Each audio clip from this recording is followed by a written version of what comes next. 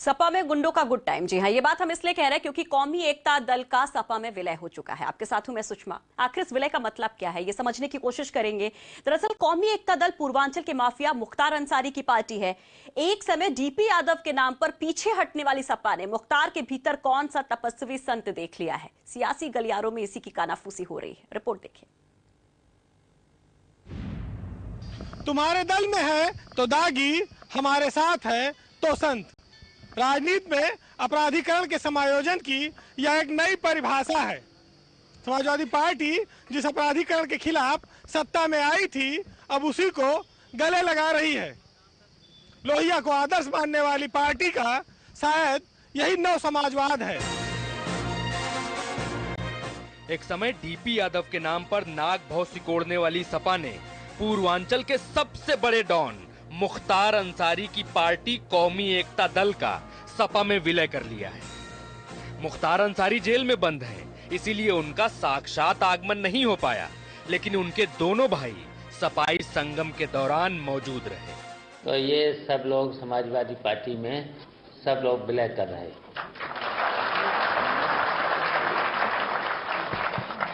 दोनों भाई आज समाजवादी पार्टी में विलय कर रहे हैं, शामिल हो रहे हैं और अपने पुराने घर फिर वापसी हो रहे हैं।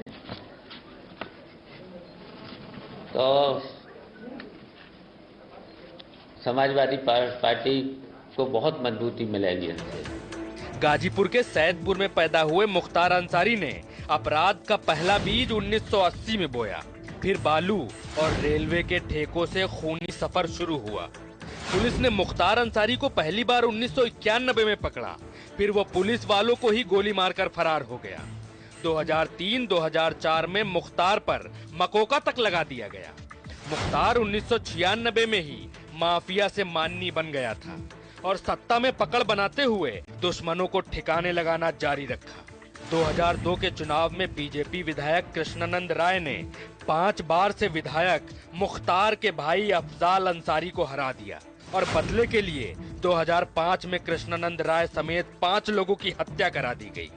506, 395, 397, 367, 467, 468, 420, 302 गाजीपुर और बनारस के थानों में ऐसी कोई कानून की धारा बची नहीं है जो मुख्तार अंसारी पर लगी ना हो। 2005 में मऊ दंगों के बाद से मुख्तार अंसारी जेल में बंद है। मुख्तार की पार्टी का सपा में विलय होने पर कहानी का दूसरा एंगल भी है। मतलब पहले विलीनीकरण का कार्यक्रम लखनऊ में सुबह होना था, लेकिन मामला कैंसिल कर दिया गया। फिर अखिलेश के जौनपुर जाते ही दोपहर बाद कौमी एकता दल का विलय कर लिया गया और जौनपुर में जब सीएम से इस बारे में पूछा गया तो वो ये कहते नजर आए। कौमी एकता दल तो विलय करने वाला। देखिए, मैं आपसे कहना चाहता हूं, समाजवादी पार्टी ने इतना काम किया है, इतना लोगों को जोड़ा है, और जिस समय पार्टी के नेता कार्यकर्ता जमीन पर काम करने लगेंगे, बूथ का इंतजाम ठीक कर लेंगे, आपको किसी भी दल की जरूरत नहीं पड़ेगी, अकेले आप बहुमत में आ सकते हैं। अखिलेश ने डीपी यादव को पार्टी में नहीं लिया, जल्दी ही अतीक अहमद को मंच से किनारे कर दिया था। तो मुख्तार कौन से दूध के धुले हैं? जनता ये सवाल जरूर पूछेगी।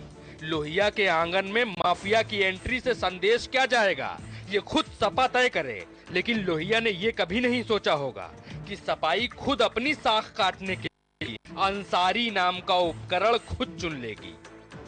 राजनीति में अपराधी कैसे माननीय बन जाता है, मुख्तार अंसारी उसी का नमूना है। हत्या, रंगदारी, अपहरण जैसे तमाम मामले मुख्तार अंसारी के नाम पर दर्ज हैं। लेकिन इसके बाद भी वोट की राजनीति के चलते हर पार्टी ने मुख्तार अंसारी से गलबहियां की और आज अपराध मुक्त, भयमुक्त समाज का दावा करने वाली समाजवादी पार्टी ने मुख्तार अंसारी को अपनी गोद में बैठा लिया है। कैमरामैन सुधीर जायसवाल के साथ संतोष कुमार, ईटीवी न्यूज, लखनऊ। अब समाजवादी पार्टी को अंसारी बंधुओं का फायदा होगा कि नहीं होगा, ये तो वक्त बताएगा। लेकिन हाँ, बीजेपी से कैश कराने में जरूर जुट गई है। बीजेपी के नेता क्या कुछ कहते हैं, वो आपको सुनाते हैं। कि अखिलेश के नेतृत्व पर भरोसा दरक रहा है, इसलिए उन व्यक्तियों को, उन तत्वों को समाजवादी पार्टी नेतृत्व शामिल करा रहा है जिनसे पहले परहेज कर रहा था, चाहे वो बेनी प्रसाद वर्मा की बात रही हो, या फिर अमर सिंह की बात रही हो, या अब अंसारी बंधुओं की बात रही हो। इन सारे तत्वों से परहेज करते हुए अब जब 17 के चुनाव नज़दीक आ रहे हैं तो इनको आत्मसात करना और इनको कहना कि इनकी घर वापसी हो रही है, तो निश्चित है ना कि अब चुनाव में जाना है। जिस नेतृत्व को, जिस चेहरे को ये लेके जाना चाहते हैं वो कामयाब नहीं है, इसलिए उन साथियों को भी जोड़ो जिनसे अपने घरौदों को बचाने की कवायद हो सकती है। और इस खबर पर हमारे साथ हमारे सहयोगी संतोष जुड़ रहे हैं, उनसे समझने की कोशिश करेंगे कि आखिर इस विलय का मतलब क्या है। संतोष, विकास पर रिपीट करने की बात कही जाती है सीएम की तरफ से, उसके बाद माफियाओं से दोस्ती का मतलब क्या बनता है? देखिए, माफियाओं से दोस्ती समाजवादी पार्टी ने जिस तरीके से कौमी एकता दल का विलय किया है और मुख्तार अंसारी को अपनी गोद में बिठा लिया है, उससे समाजवादी पार्टी ने अपराधियों का वर्गीकरण कर दिया है कि मुख्तार अंसारी बड़े नेता हैं तो समाजवादी पार्टी के अंदर हैं। तो अब समाजवादी पार्टी को अतीक अहमद में क्या बुराई नजर आई थी, डीपी यादव में क्या बुराई थी कि क्या वो कम बड़े अपराधी थे जिसकी वजह से वो उनको नहीं पचा पाए, क्यों इनको धक्का देकर के बाहर निकाला गया। तो ये एक बड़ा सवाल हो गया कि समाजवादी पार्टी की सरकार जो उत्तर प्रदेश की जनता से अपराध मुक्त और भय मुक्त समाज का वादा कर रही थी, दावा कर रही थी, जब अपराध कहा जाए कि जो माफिया हैं वही लोग अगर समाजवादी पार्टी को उनको अपनी गोदी में बैठाने में गुरेज नहीं होगा तो कैसे वो अपना वादा पूरा कर पाएगी। जनता को सिर्फ छल रही है समाजवादी पार्टी।